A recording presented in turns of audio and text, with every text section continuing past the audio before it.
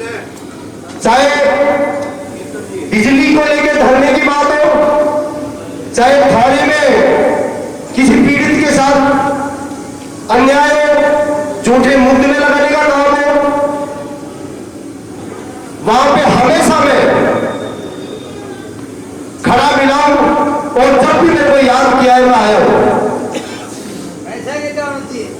मैं एक बात और कहना चाहूंगा, यहां भी लोगों ने इस तरीके का प्रचार भी कर रखा है कि तीसरा कैंडिडेट जो आता है वो कैंडिडेट एक चुनाव लड़ता है और चुनाव लड़के अपने बोरिया बिस्तर बांध के चला जाता है। तो हम आप पे क्यों विश्वास करें, तीसरे आदमी पे क्यों विश्वास करें? मैं आपको विश्वास दिलाता हूं, मैं भी नौकरी करता था। 2008 में मैंने रेजिग्नेशन देके मैं यहां पे काम कर रहा हूं, लगातार इन लोगों से संघर्ष कर रहा हूं और जीवन भर तक आप लोगों के बीच में रहूंगा। जब तक मेरी सांसें चलती है आप लोगों की सेवा में करता रहूंगा, ये मैं आप लोगों को विश्वास दिलाता हूं। आने वाले 2023 में कई तरह की बातें होती हैं कि साहब ये दोनों टिकट तो इन दोनों को ही मिलेगी। मैं बड़े विश्वास के साथ आप लोगों को कहना चाहता हूं कि नरेंद्र मोदी जी ने जिस तरीके से राजनीति में परिवर्तन किया है और जिस तरीके के उन्होंने निर्णय लिए, पूरी दुनिया उनकी कायल है। आज दुनिया का सबसे बड़ा नेता है नरेंद्र मोदी जी, और उन्होंने गुजरात में जो चुनाव हुए उसमें 50% युवाओं को टिकट दी। जो परिवार लगातार पार्टियों के काबिज थे, लगातार उनके जनप्रतिनिधि बनते आ रहे, चाहे पिताजी हो, बेटा हो, पोता हो, इस तरीके की राजनीति को नरेंद्र मोदी जी ने खत्म किया है। और वही गुजरात का फॉर्मूला, क्योंकि गुजरात में आप सब लोगों को मालूम है ऐतिहासिक जीत हुई है और आदरणीय मोदी जी ने राजस्थान में भी वही फॉर्मूला लागू किया है। मैं नहीं कहता टिकट किसको मिलेगी और किसको नहीं मिलेगी, लेकिन मैं आप लोगों को विश्वास दिलाता हूं कि आज ये संघर्ष का टाइम है। आज इस कांग्रेस सरकार के लोगों के खिलाफ लड़ने का समय, और ये नए साल की 1 तारीख को जिस तरीके से हुक्का रैली के माध्यम से भ्रष्टाचार के खिलाफ आप सब लोगों ने बिगुल बजाया है, ये लगातार 9 महीने तक चलेगा और इनको हम चैन से नहीं बैठने देंगे। मैं और आप लोगों की ताकत से इनके 4 साल के कार्यकाल की जांच कराने के लिए मैंने सीएमओ में भी लेटर दिया था उस टाइम में, और आज इनकी सत्ता है। बीजेपी गवर्नमेंट आएगी तो मैं आपको विश्वास दिलाता हूं कि जो इन्होंने चोरियां की है, जो इन्होंने पूरे श्री माधोपुर विधानसभा में इन्होंने दलाली प्रचार की है, उसकी जांच करवाएंगे।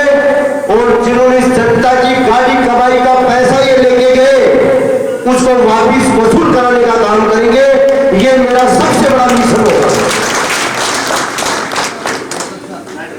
मोदी जी ने युवा शक्ति को ध्यान में रखते हुए राजनीति में भी युवा शक्ति को जगह देने का काम किया है। गुजरात और हिमाचल में 50% युवाओं को उन्होंने पार्टी की टिकट दी और वो 90% विजय हुए। मोदी जी को मालूम है कि एक युवा कितनी क्षमता के साथ काम कर सकता है, और आदरणीय मोदी जी ने आज जिस तरीके से इस देश की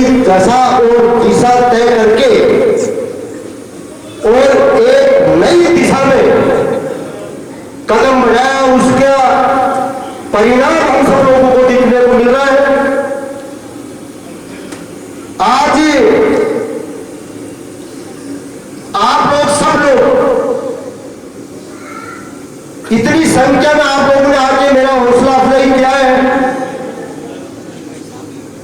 मैं आप लोगों को विश्वास दिलाता हूं कि चाहे चिकित्सा से संबंधित हो, चाहे पानी की समस्या हो, चाहे किसी के साथ अन्याय हो रहा हो, चाहे किसी इनके लोगों द्वारा किसी को पीड़ित किया जा रहा हो, आप लोग मुझे कभी भी फोन कर लेना।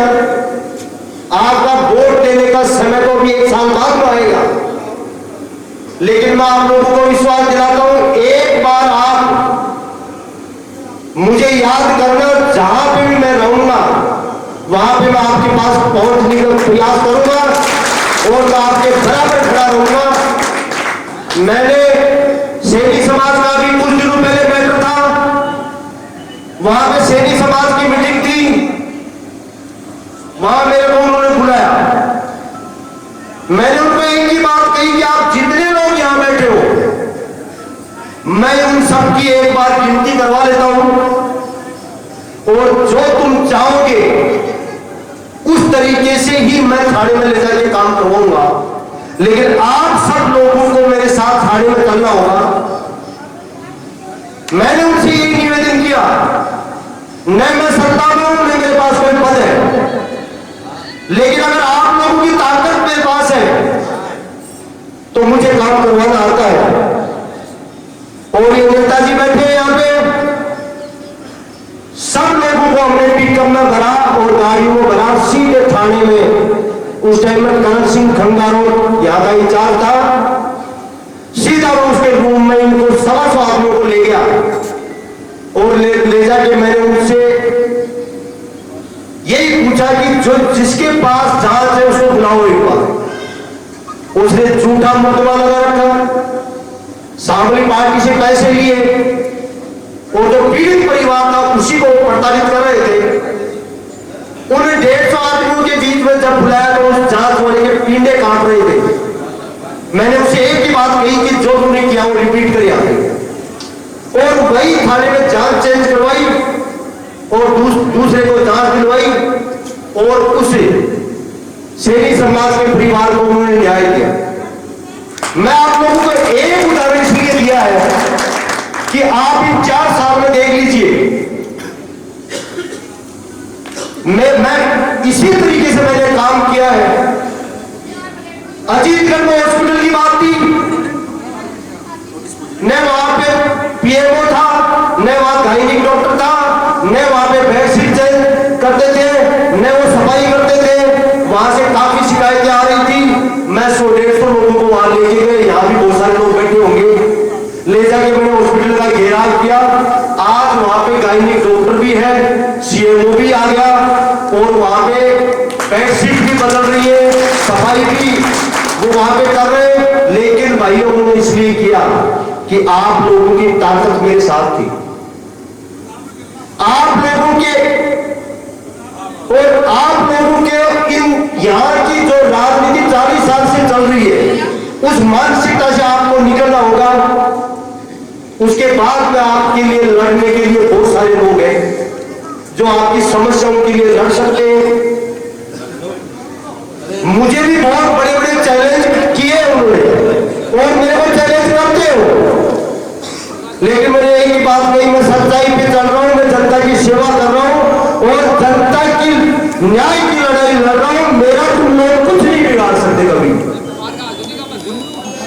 तो मैं आपकी ताकत के पीछे श्रीमाधोपुर में 18 घंटे काम कर रहा हूं और करता रहूंगा।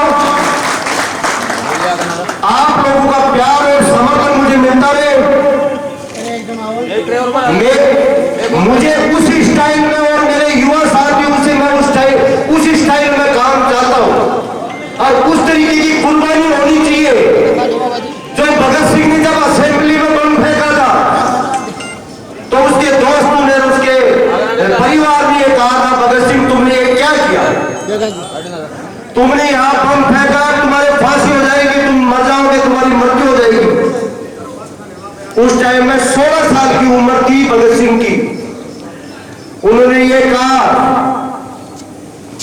कि अगर मेरी भारत माता बेड़ियों से आजाद होती है, तो मैं अगर शहीद भी हो जाऊं, मैं मर भी जाऊं, तो मुझे कोई गम नहीं है। तो प्यारे साथियों, मैं आप लोगों की समस्याओं के लिए और यहाँ पे आप लोगों की जिस तरीके से ये लोग आप लोगों के साथ छलावा करते, आप लोगों को गुमराह करने का काम करते, आप लोगों को डराने का काम करते, उसके सामने आके मैं लड़ने के लिए तैयार हूं। और आप लोग इतनी बड़ी संख्या में यहाँ पे आए, आज मेरी और मेरी पूरी टीम का आप लोगों ने हौसला बढ़ाया, उसके लिए बहुत बहुत आप लोगों को धन्यवाद। और आप बहुत लंबे समय से इस रैली का, इस हुंकार रैली का, इस सरकार के खिलाफ आप लोगों ने जो आज काम किया है और जो आपने हुंकार भरी है, उसका मैं काबिले तारीफ आपका बहुत बहुत आभार प्रकट करता हूं। और अब आप सब यहाँ पीछे